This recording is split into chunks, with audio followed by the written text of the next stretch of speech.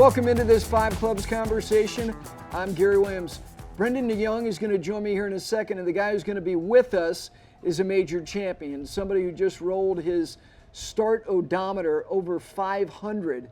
And that is Lucas Glover. Lucas was a great player in college at Clemson University, was on a Walker Cup team, and has had a hell of a run. And to consider the fact that he's still out here doing this on a week in and week out basis is impressive. But the thing about Lucas that not a lot of people know enough of is that he is a very thoughtful guy and he's opinionated. The challenge is getting the opinions from him. We're going to try to do just that as Brendon de Jonge joins me for this Five Clubs conversation with Lucas Glover.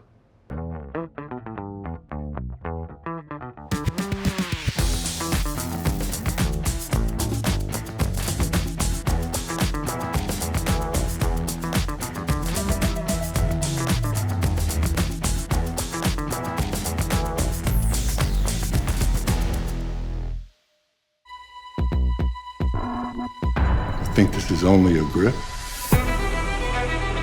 It's only my sole connection to this. It's only in my hands on every single shot. It's an extra 2 yards of carry when it matters most. Yeah, only a grip. Mine are only golf pride. Respect the grip. You just went over 500 starts in your career. I think you're at 502 right now. Let's talk about your first. Do you remember your first tour start? I do. Where you were getting paid? Yes. Yeah. Yes. Ironically, it was the same tournament as my 500th. The Valero Texas Open in 2001 in the fall. It was in the fall then. My management team got a sponsor exemption. I was technically still taking classes at Clemson. Went there and then played the very next week at Kingsmill, and then complete accident that my 500th was a few weeks ago back in San Antonio at the Texas Open. Do you remember what you had on your collar, on your sleeve? Did you have any sponsorship that was just I don't recall. I don't think so quite yet. Okay. I don't think so. How about your first start? Yeah. Where were you? Where was it? Sony Open. It's not the easiest place to get to, and you get that call last minute. I got called Wednesday afternoon. I was in the grocery store, and had to find a way how to get to Honolulu by Thursday morning. Hopped on a plane, showed up in Honolulu at about 3:15. Some poor volunteer had to come pick me up. Went straight to the golf course. I think I had a 7:20 tee time with Jeff Ogilvy, who was the reigning U.S. Open champion at the time, and Dean Wilson, who was a local. And that was my introduction. Thrown in the deep end and figure it out. What'd you shoot? I shot 1 under par the first round. That's really good under those circumstances. Yeah, I think I did. I was just in my own little world, Yeah. and actually probably worked out pretty well. Did you make the cut? I missed about a 4-footer on the last hole to make the cut. Okay. Now, Dean Wilson is part of a trivia question of a historic pairing that he was in. Do you know what it is, right? Mm-hmm. Yeah, you know. He played with Annika. Right. Yeah. Right. At Colonial. He's always remembered. It's the other guy that people forget. You know who it was. I've forgotten. I can see the guy's See, face. I thought you would have remembered that. You would have known that. Why is that? Why do people remember Dean Wilson? They don't remember Aaron Barber. Oh, good question. He was the other guy. Yeah, there you go. Yeah. You made the cut at the Texas Open. I did. I remember I got paired with Mark Brooks and Tommy Armour III on Sunday, and I wasn't all that familiar yet with the threesomes off of both tees. And I got, I think, second to last off of the 10th with those two, veterans, and they'd obviously paid their dues by then, and second to last off the 10th hole on a Sunday in the fall wasn't exactly where they wanted to be at the time, so I kind of stayed out of their way. They were ready to get done, and I was grinding for every penny and dollar I could make, but yeah, I'll never forget that first one. What, so it wasn't the Korn Ferry Tour, but okay, we'll call it that. What was it when you played your full season? It was buy.com. Yep. And then I think the very next year it went to nationwide, I think. Okay. I think. Okay, so when you got out on the PGA Tour, was there something about the experience, whether it was the first week or just over the course of that first season, that stuck with you that you hadn't thought about, that was either a fringe benefit or something that you're like, wow, this is either really nice or I didn't anticipate this being part of my job? Nothing prepares you for well, I'll backtrack a couple of years. Nothing prepares you for the travel, whether it be any tour that you're trying to play for 10 months out of a year. The Korn Ferry Tour now obviously does a great job of that. There's several tours that do that, but going into it, I didn't understand the rigors of travel and how much it actually can take a toll on you, your body, your mind, etc. So that was a bit of a wake-up call there, 02, 03, trying to get acclimated. Like I said, they did a nice job of that for me when I got to the tour in 04, but now I'm on an airplane instead of in the car. Because back then you could basically drive the whole Korn Ferry Tour, for me anyway, an East Coaster, and then you flew to the few on the West Coast. But then fast forward a year, starting in 04, now you're flying every week, or almost every week. And that was a bit of a wake up. So now instead of hopping in the car on Sunday evenings, you're getting to an airport, getting to the next stop. And so that was a bit of a wake up call, but something I always remember, I heard somebody say, it was either Davis Love or Joe Durant, who were obviously very good friends, very nice to me back then. It's never as good as it seems, and it's never quite as bad as it seems. You're one shot away from playing really good, and unfortunately you could be one shot away from playing really bad. And so those are just two things that I remember, and the latter stuck with me even till today, you know. Yeah. Not playing my best. I mean, you're really one shot away from, whew, that felt good. There it is. Nice, you know, so, and as good as it is, there's probably always going to be somebody better. He mentioned Davis and Joe Durant. Nick Price he played very well deep into his 40s, but was he already transitioning when you got out here? Yeah, he had already finished up. Did you have a couple people you could lean on? Nick was still one that I lent on. I Yeah. mean, he had obviously so much useful information for me, but yeah, he was definitely my first phone call. Like if it was something I was struggling with, he would definitely be an ear that was always good to talk to. Your association with Dick Harmon, and I would think by extension, Lucas, the Harmons, I know, you know, is something very redeemable in your career, your life. Is there anything that he lent to you that is so sticky even today, Dick himself? Yeah, a few things. I find myself a lot of times when I'm struggling going, well, you know, what would be the lesson here? And for me, it was always, you know, my feet. If my feet are comfortable and in a good spot, so I'm always checking those still. And ball striking wise, I feel like if my feet are comfortable, my setup just kind of stacks up on top of them. And that was one of his big things was, you know, it starts down there, and then we'll build from that. And it's still kind of true today. Did you have time with the four brothers? Did you ever have in the environment with Billy and Craig and Butch and Dick together? I don't think so all at once. Okay. After Dick passed, I got the three brothers together for a fundraiser they did in Dick's honor, and I want to say that was as close as I got to all of them at the same time. And you know, one's enough. Two's pushing it. Three's a lot, and a four, I don't know if anybody's ever survived it. But no, that family's been great to me and still are. I'm still in touch with Dick's boys and Butch a little bit, but see Craig at home and see Billy whenever I can, and they're just very, very blessed to be able to pick up the phone and call any of those guys and just say hey or pick their brain or anything like that. Did you find as you were, look, you get married, you have children, time to just get lost in the pursuit of this, which is what you guys, it's the only thing you've known. I don't know that you thought about being efficient at any point. Do you need to be more efficient now with your work? 100%. 100%. Yeah, they call it a ball count. I'd love to stand up there and hit balls all day. I can't do it anymore. Come Thursday, I'll be exhausted.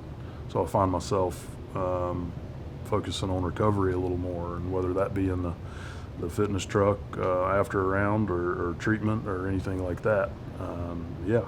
Not as much full swings, a lot more short game, a lot more stretching, a lot more stuff, but still put my work in, but it's not as full bore as it was. Just can't do it. 43 and a lot of years on the driving range, so have to just be careful. Just don't tire out. Don't waste it all on Tuesday. Did younger guys motivate you, or did you find you got dejected by seeing the next wave? Seriously, I mean, I got pretty dejected yesterday.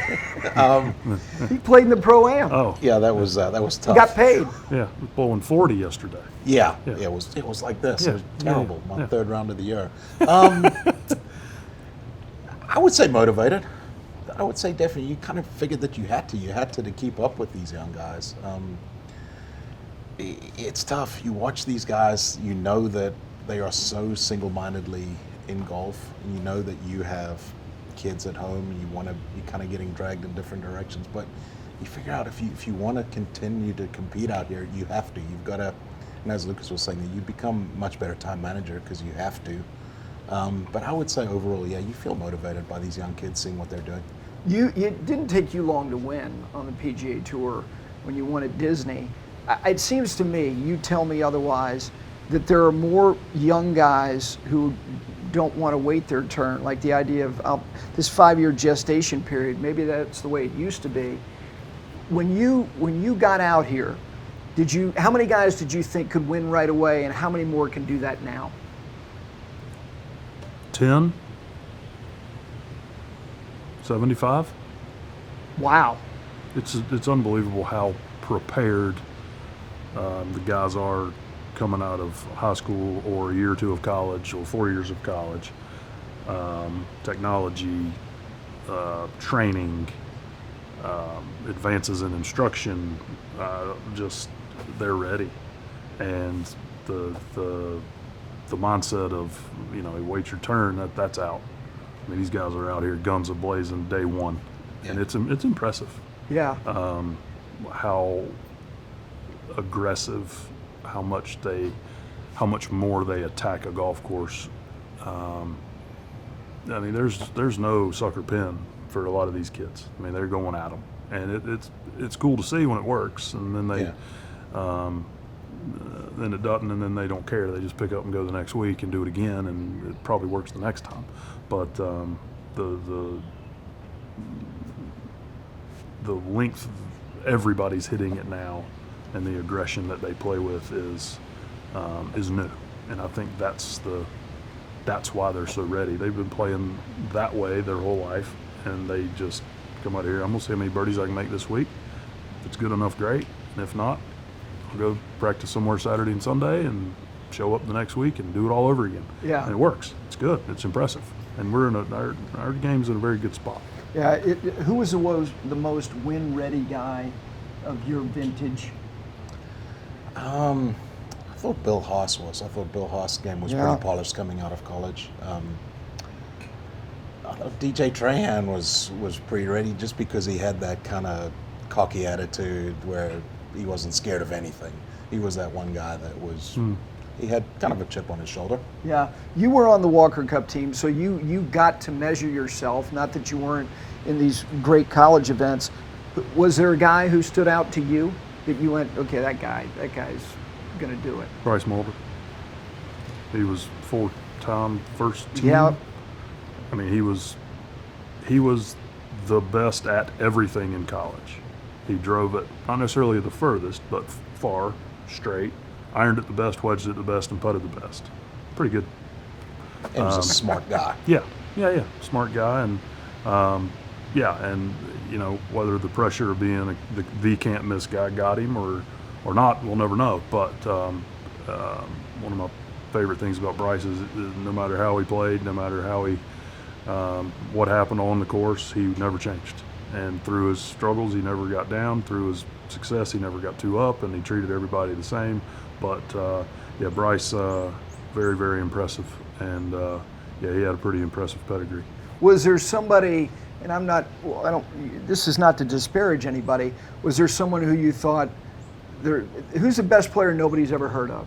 Someone who you saw strike a golf ball, you went, God bless it, this guy's good, that it didn't happen for? Michael Sims. It's a pretty good one. Chris Allen. Chris Allen, yep. There's a bunch. Yeah. There's a bunch. Man.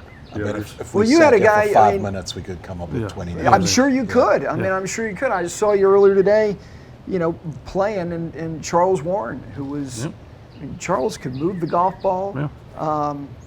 And again, it just goes to show you that the more you ascend, the more narrow. It's a wild thing. Did you, when you won the U.S. Open, and I remember I was doing TV and radio in New York City at the time, and I remember because I had been in Charlotte prior and had the chance to talk to you. Like I had a familiarity with you, and people are like, God, this, you know, and it was such a weird week. Yeah. Didn't you? How many books did you read that week? 3 or 4. Yeah. I mean, it was a lot of hotel room time. Yeah. Yeah, I mean, it was just sit there. It was raining so hard you didn't even want to go out to dinner. It was Did just a you? mess. Did you? And again, this is really literally at the precipice of social media. Twitter was literally like founded during that. There was no presence. Did you consume local television on Long Island? Did you watch local news? Were you consuming Golf Channel on Live From that week? Not a lot of golf, other sports, whatever local baseball game was on. And Yeah, and you're a lot a of Yankee reading. fan. Yeah. A lot of reading and a lot of. I mean, it was sitting around. I mean, I didn't hit a shot in the competition till Friday, almost Friday night. Played 5 holes on Friday, and then it was just a marathon after that. Did you come, and the reason I ask that is that there are a lot of players today who do not look at leaderboards. And it's something that coincidentally Billy Harmon, I love talking to him about guys who are averse to looking at leaderboards. He doesn't understand it. Were you trying to stay aware of what the hell was going on in terms of your relation to things, or did you wait until the end? No, I knew, and I also knew with the guys behind me that they were going to make a run. I mean, it's 2009. I mean, Tiger's lore was at its peak. Yep. And you knew he was coming. And he made a run. He didn't get there, but he made a run. I think, I don't remember exactly how it shook out, but, and then Phil was right there. And you knew he was coming. Yep. And the way Duval had been playing, and then Ricky, I mean, at one point, I think he was 10 or 11, 12 under for the events. Obviously, he was playing great. So as soft as it was, I knew it wasn't going to be one of those typical survival U.S. Opens. There was going to have to be,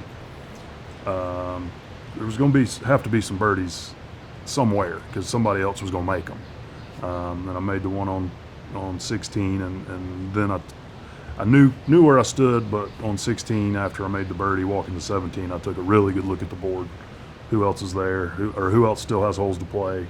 You know, what are we looking at next couple holes? Did you? How different were major weeks for you? Very, very. And going back to, you talked about bouncing things off Nick Price and said that is the week where you're going to have to learn how to say no. You're getting pulled in so many different directions during a major week. I mean, it's a hard enough week as it is, but you name it, everybody is out there that week and they want a piece of your time. And it's you've got to be pretty harsh at times and just say, listen, I'm trying to do some work here, and say no. Yeah, and then when you win, then it really is the condition of saying no. And it's not just you; it's the people representing you. Did you do what you thought was the proper balance of talking about the achievement? Did you like the aftermath of what you had done? No, You did not. I did not. I felt it was more of an obligation and something I needed to do versus something I actually wanted to do. And needed meaning,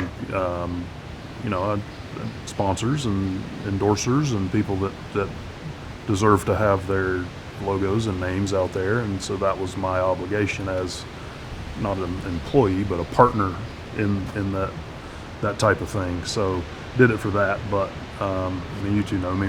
The attention and being the center of attention isn't really my thing. So I didn't really love it, but the motivation to do it was that I felt obligated to. The Billy Kratzer, I'm sure he didn't coin it, but he said there are a lot of people who like attention, but there are far less number of people who want to be watched. Did you feel that, one, you got exponentially more attention, and two, did you feel at times that you were being watched? Yes, both. Yeah, a lot more attention, but it's a what have you done for me lately situation too. You know, after you have a couple lean years, nobody cares anymore. And I'd always joked. I said, after the U.S. Open, I'd go in to do media at whatever event or whatever tournament, and all of a sudden everybody's asking me what I think about things. I said, no, y'all didn't ask me that before. So why do you care now what I think? So if I'm not actually going to tell you. And I'm going to just give you the company line, just like I did 3 weeks before the U.S. Open, because I'm not any smarter or anything now that I've won a tournament. So it was kind of a joke, but in the back of my mind, I was like, My opinion hasn't changed just because I'm a major champion, right? And, Or the value of my opinion hasn't changed. So it's, and a lot of times, and especially doing media, your opinion gets you in trouble, but so still kind of kept them to myself. It's interesting that he said that, because I had the good fortune of playing with him in the Pro-Am here at Quail Hollow the year after he won. And we played with Tim Sloan, who was ascending to run the bank. And I'll never forget it. We were walking down what is now the third hole, was the fourth hole. And anything Tiger did, there was this, the media wanted to get the reaction of other people to what had happened. And you said virtually the same thing you just said. Why do people care what I think? And I thought to myself, I care, because I know you're interesting. I know that you have an opinion that's formed. All these years later, that was a decade ago, more than a decade ago. Do you feel less or more inclined to give your opinion? Less. Way Why? less. Way less. Why? Because of what you mentioned 5 minutes ago. Twitter, and I saw a great T-shirt on a young lady in an airport a few months back, and it just said, "Say less. You can't go wrong." And it's okay to talk amongst your peers and people behind closed doors and give your opinion and this and that, but it's just too much now. Yeah. No matter what you say, what you do, you're going to offend somebody or some faction of people. And with what we've seen, social media, what we've seen that microphones picked up, and you're going to get burned. And it's hard enough to please the people you love. You're not going to please the people you don't know. I mean, it's tough. I mean, you cancel culture, and it's happening all the time. And right or wrong, whether 90% of the people agree with me, 10% are going to come after me if I say bottled water is better than tap water. Somebody's going to get offended by that. It doesn't have fluoride in it. Oh, well, okay, sorry.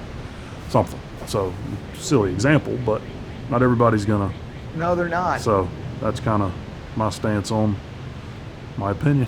You're not a very willing participant as far as social media. You're kind of doing it now a little bit out of obligation, aren't you? Just because we're doing stuff and you're... I'm probably the world's biggest hypocrite, because I used to sit around and give my wife and kids the hardest time for all this social media. And now I'm that guy that's kind of obligated to do it for our job. Yeah, but no, yes, I'm not a willing participant. But Yeah. I do understand that it's a necessity for what we're trying to do. Okay, so, and listen, I'm with you. It is so hard to just authentically put your position out there without there being some faction that just doesn't accept. It's feelings are not facts. They're just. But Whose opinion in golf do you value? Everybody's. Because that's the only way to form a proper opinion, is you take everybody's stance and everybody's different things, and then you think it through, and then you actually say, okay, well, if so and so believes that, so and so believes, and it's well formed and well thought, and there's factual basis to it. Well, then that's how you actually A, become more intelligent, and B, form a proper opinion, because you're listening to, we got 200-300 members, and you listen to all of it, and then you can take what you like, keep it, take what you don't like, discard it, and then, that's how you, isn't that how you think, is you listen and Absolutely. But as far as individuals, I try to listen to everybody. Do you ever watch golf on television? Very seldom. If a friend is in contention, I'll flip it on, and I enjoy watching. If I'm not in a major, I enjoy watching those. Yeah. Because I appreciate the pressure and the build up for those, but just every day on a Sunday afternoon, probably not. Yeah. Did you when you were younger, did you watch golf on TV? Not a lot of it, to be honest. Obviously, with the time change with the PGA Tour, it would be late at night back home.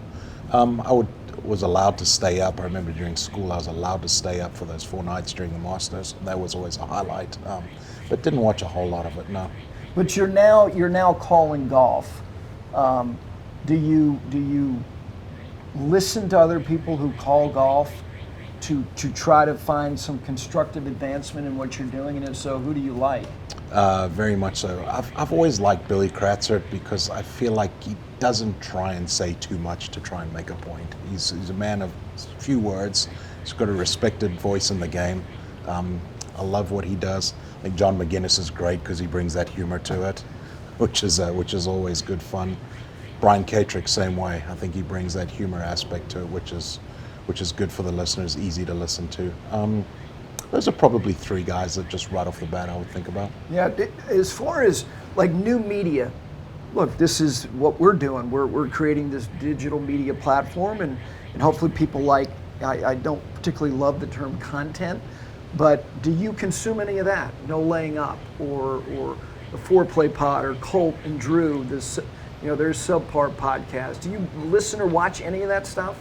Outside of participating like this, yeah. I've done Colts a few times and some other stuff. I don't turn down many requests. I like talking about it and giving my insight on things. But no, I don't. When I'm off, you guys are a little ahead of me in the child stage, but I'm at the softball field, the basketball court, or the hockey rink. There's not a lot of time for watching content. No, but here's what you do watch. You watch college football from a invested, really intellectual way. I mean, you not only know the team you love, but you have a really good understanding of who's good out there. When you watch college football, do you find yourself feeling like you're agreeing with more or less of the analysis you're hearing? Like, who do you like who calls college football and analyzes the game? Because you really watch a fair amount.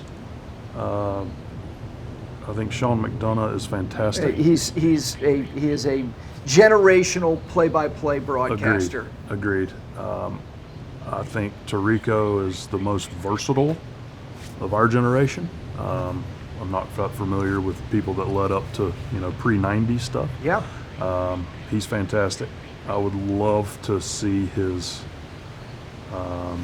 notebook or whatever he has to prep for a game, any game, because it's got to be. I tell you what, Lucas. As a matter of fact, at the Masters, he did the Sirius radio broadcast. He did radio. Yeah. Because he can. Yeah. And we were talking about technology that he uses, and he recommended this this device that you can download PDFs that you're kind of constructing your own notebook that is a digital notebook, which he's got this thing now. Oh, cool. I'll tell you, Tarico, years ago when I was doing local radio in Charlotte, I had him on, and it was on a Thursday. He was calling a Virginia Tech game on that Thursday night in Blacksburg. And from there, he was going to do a Laker game on Friday night in LA. And on Saturday, you know where he was? He was at Disney calling golf. Unbelievable. Yeah, he's the most well-rounded, I think, definitely of our generation. He can call anything. He can call the British Open or basketball, and like you said, anything. I've heard him do some golf. It sounds like he does it every week. No, he's unbelievable. He's fantastic. Yeah, McDonough's he's fantastic. And now that my new interest in hockey, He's calling hockey. Man, he's good on that. And those names, and that, you know, as an American, some of those names are hard. And boy, he don't miss. He's good. I actually listened to him. I guess it was 2 nights ago, or watched him. He was doing it. So yeah. he's impressive. Unless your team's playing Syracuse, he's all right. Yeah. Now, the Syracuse Clemson football game. So he's calling this game in Death Valley last year, and there were some dubious calls late in that game. Yes. Lucas, and he was beside himself. Yeah. And I like enough people know how he didn't just go to Syracuse. But again, he's a great broadcaster. He can't help himself. Yeah. He was apoplectic about what was going on. Yeah. He hides his homerism very well, but it was, I couldn't have done that in that game because there were some pretty rough ones for them. Yeah. The refs were bad that game both ways, but theirs just happened at the end. And yeah, it was the first time he's kind of come out of character, I thought, that I've been a part of. Usually he's pretty down the middle, but you could tell he was.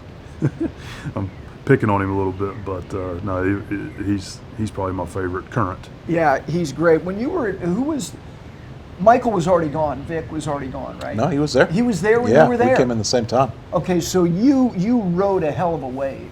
I thought we were supposed to go to the national championship every year. When I was a kid from Zimbabwe coming in, I thought that's just what happened. We were that good. I didn't realize what a big deal that was and what a big deal he was. Well, look, you as somebody who, like I said, is really plugged in on Clemson football, seeing what's going on right now with Georgia.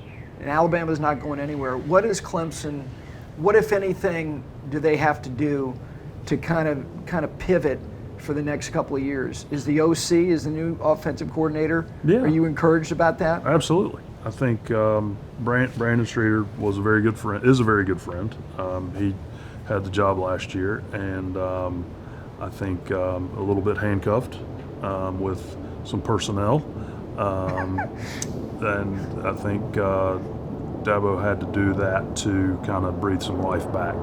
And it's all recruiting, as we know, and he had to pivot on that. And it was kind of a coup to get Coach Riley that quick. I mean, and everybody wanted him, and I think Dabo's relationship with Lincoln Riley helped. And I like what I've seen, like what I've read. The recruits seem to be digging what they're doing. So I think that, and just some consistent O-line play. Defense should be salty again. And then we got to get some production out of some receivers. The receiver room can't get healthy, A, and B, they're a little down in the talent that we got used to, similar to what you said going to the national championship. We got pretty used to having a first-round draft pick on the roster at wide receiver, sometimes 2 at a time. But they'll be back. Dabo, he's stubborn in all the right areas. I did a couple basketball games at Virginia Tech years ago, and it was after Vic. And you can see what happens if football is good to a school. Yeah. Giving, pride that is associated. People, their wallets just fall out of their back pockets, and money comes out. And it just, did you see that immediately when you guys were good? Like as far as the way that university looks, Yeah. buildings being built, Yeah. because you're winning football games. Yeah, that was pretty immediate. I thought you meant to the golf team. We kind No, of we got the trickle down effect there. That took a little while. You got to fill up the van all the way Yeah, instead of just yeah. I get, yeah. But no, you do. There's buildings going up all over the place. It's it's pretty quick. And Clemson, look, you go down there now. Like when you were there, I'm sure it was a beautiful spot. Like what it is now, and I remember this was years ago. Dean Smith said, "Look, we are the front porch of this university. The university, the house, are those academic buildings. But if you have a really attractive front porch, the value of your home goes way up." Way up. Yeah. And he's dead on it. Yeah, 100%. Yeah. 100%. Yeah, the what athletics can bring, like you said, monetarily, and the influx of money into the university for facilities, buildings, and then just an overall just spreading out of those funds. It's massive. And I don't remember the stat, but just from Alabama, from when Saban got there, Coach Saban got there, till I want to say the mid-teens, their enrollment or their applications were up something like 500%. Don't quote me on that, but it was close to that. Just from them being a powerhouse again, their applications to go to school there went. So it's true. I mean, football drives the bus, and for funding anyway. Yeah. Let's get back to golf here for a second. I know we talk about giving opinions. Rory has got an opinion. And from my perspective, there's thought given to it. He tries to give context. When you look at the younger stars who have been given voice in this game, are they the right voices to be being heard right now? I don't think there are any voices that should be heard. If you're going to give one person a voice, you got to give everybody a voice. I would prefer it just to be a dictatorship, personally. And who should the dictator be? The commissioner? The guy with the big office and the private plane. Yeah. Just tell us what we're doing. Tell us what we're doing. I don't know. You don't have to say why. Fincham gets a lot of criticism from players my age, not me per se, but whether we liked the decision or not, he did it for the betterment of everyone on this tour. I'm not so sure that's the case at the moment. And again, that's getting out there a little bit for me to say something like that. But Tim did it for the best thing for 300 people, not 30. And whether this model works, I hope it does, because it's our tour. It's what I've put 20 years of my life into, and I hope it works.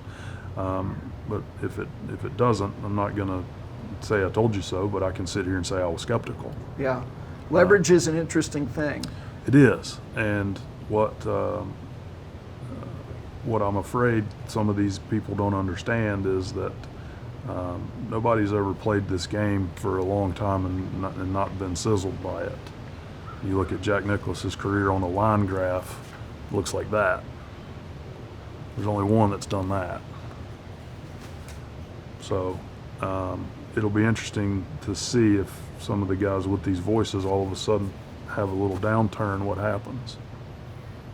We were talking, and we kind of share the same feelings on, the construct of whether there's 8, 10, 12, 14 designated events. There's certain things that I find to be fundamental to what you do, which I admire the hell out of, and that is elite professional golf.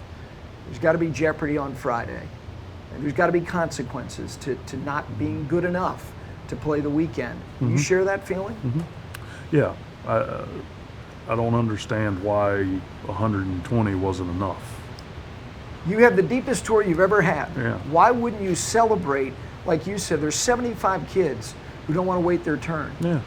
Not to mention the established ones. There's more guys who can win now than ever before. Right. Yeah. I mean, you lose, that may be 12, 14 times you lose an opportunity to have a Eric Cole story. Yeah. and Cinderella's cool, man. It sells every year in March, right? March Lucas, Madness. exactly right. The underdog. The door has to be ajar for the underdog. Right. It's the texture of sports at every level is filled with this. Miracle wasn't made because the Soviets won. Right. That's right. Yeah. And I've said this too. I've been on both sides of those meetings. I've been in some of those meetings where I was playing really, really well, and something like now would benefit me. And I've been on the other side where I haven't been playing very well, and I'm on the other side of it. And so I can actually say I've seen both sides of a situation like we're getting ready to deal with. And I haven't. I disagree with the number. I disagree without having a cut. I think most of my peers know where I stand. I don't really say anything to anybody in the head office because it doesn't really matter. They're going to do what they're going to do. But yeah, I've yet to figure out what was wrong with, say, 120 guys with a cut. Look, getting into fields of 120, getting into Jack's event, getting into Tiger's event, getting into Arnold's event, it's a big deal. Yeah.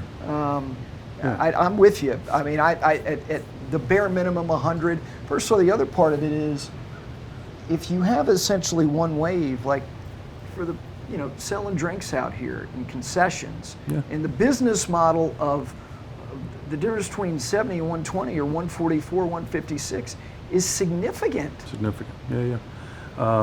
It'll be interesting to see how it plays out. I don't have a crystal ball, but it'll. TV can make anything look good. We know that, right? So it'll come off well, but I think behind closed doors, it's been a bit of a rougher go than anybody's leading on. Yeah. Some pretty unhappy campers. Do you want to bridge it all the way to 50? Do you want to play? Do you want to? Is that important to you to be fully exempt until you're 50? I've never thought about that way. So no, probably Okay. not. I think guys who do that, that's one of the great accomplishments that I think you guys could ever do. Like a guy like Jerry Kelly. Yeah, Davis, Strick. Yeah. I mean, to like I remember a couple years ago working with Chris DeMarco, and Chris had a hell of a good stretch, and then it was over, and then he didn't play for basically 4 years, Right. and then wanted to go back out there at 50, and he's like, holy cow, like these guys are. Whether you want to or you don't, Right. I think being fully exempt into your 50 is one of the most underrated things any player can do. Longevity is being fully exempt on this tour till you're 50, I think is a damn near miracle. Truly. Yeah. Well, I'm going to make that a goal then, Gary. Thank you. How about making the Ryder Cup when you're 50? Speaking of longevity. Yeah. Jay Haas. Jay Haas, Ray Floyd. Just adding another one of those guys that did what you were just talking about. Jay, it's impressive. No, I mean, Jay made a cut, and I understand he had his son by his side into his 60s. That's the other thing. Sam Snead was 62. He finished in the top 10 in a major when he was 60, 61, and 62. That's staggering. I get it. There wasn't as much depth. All right, let us get you out of here. Let me get my questions here. 5 quick questions for Lucas Glover. What's the first and last movie? It's the first movie you ever saw in a movie theater, and what's the last one? First one I could not tell you. Last one, Mario Brothers, the Nintendo movie. Took a bunch of kids. Nice. Couple of couples and our kids and their kids. We had a big time. All right, your favorite restaurant anywhere in the world? Whew.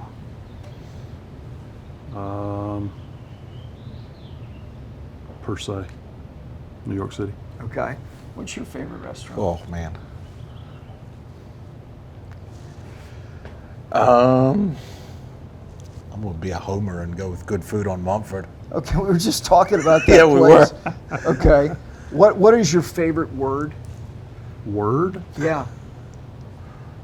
Wow.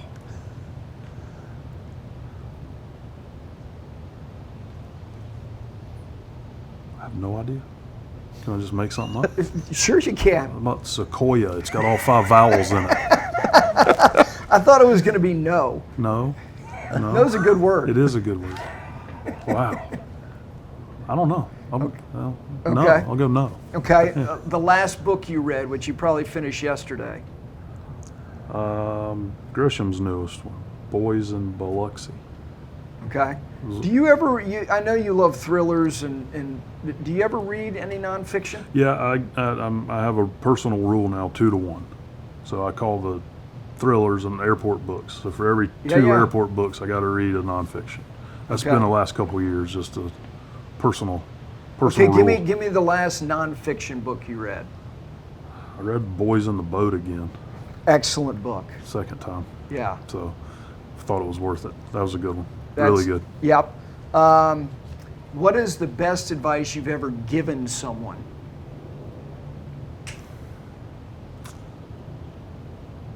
I actually told my daughter the same thing I mentioned earlier. It's never as good as it seems. It's never quite as bad as it seems. Told her that after she was upset about softball a few weeks ago. And then Sunday she had a nice game before they got rained out, and she said, I remember, I'm not going to get too excited because I played well. I said, all right, that's good. We're getting there. So, all right, I'll go with last that. thing. You've played a lot of golf at a lot of places. Is there a golf course you've never played that you're curious about playing? And I'm not talking about competitive golf. Like, I hope this gets added to, the rotation of a major. Just some place. I'm a big Rainer McDonald guy, and I've not played Chicago golf. You'd love it. That one's up there for me. Yeah. Hadn't been there. Had The a whole chance. thing. Have you played there? I haven't. I've heard wonderful things. Yeah, the clubhouse, it reeks of obviously a ton of history that's happened there. You'd like it. Yeah, I like those style of courses and the architecture and that. So I'd Well, like you to as see a, that. as a Yankee fan, have you ever enjoyed playing golf in the metropolitan area just Sure. socially? Oh, yeah. You have. Out on Long Island, Westchester County. More on Long Island, but Okay. Okay, your favorite on Long Island, because we were talking to Mitchell about Shinnecock National in one day. Does Fishers count? Yes, it does. Fishers Island's my favorite ever, anywhere. Have you not played Fisher's Island? I haven't played Fisher's Island. No. When you see Prescott Bush's name on the wall as a club champion, you know the club's got some pretty good pedigree. Yeah, But that place, when was the last time you were there? Only once. The week after the last Open at Shinnecock, so whatever year that was, 18, 19? Yeah, 18. Yeah. So Gil had done all the touch-up stuff. He'd been. That took 10 years for him to kind of polish off a lot of that stuff. A lot of the Rainer stuff had kind of been not by anybody's negligence, but just mowing patterns and everything. Yeah. Just got. Oh, Yeah, no, it's a special place. it is. Really good. You're awfully kind to give us this time. Oh, no. Happy good to see you. Y'all too. Thanks. Thank you very much. Yes, sir. Anytime. Really appreciate Lucas Glover taking the time to join me and Brendon de Jonge. And a little windy out here at Quail Hollow today, but it was great to have him. And you can tell when he started talking about certain things, particularly the direction of the PGA Tour, he's got thoughts. And we were really appreciative that he was willing to share all of that today with us. But most importantly, thank you guys for watching and listening to this Five Clubs conversation.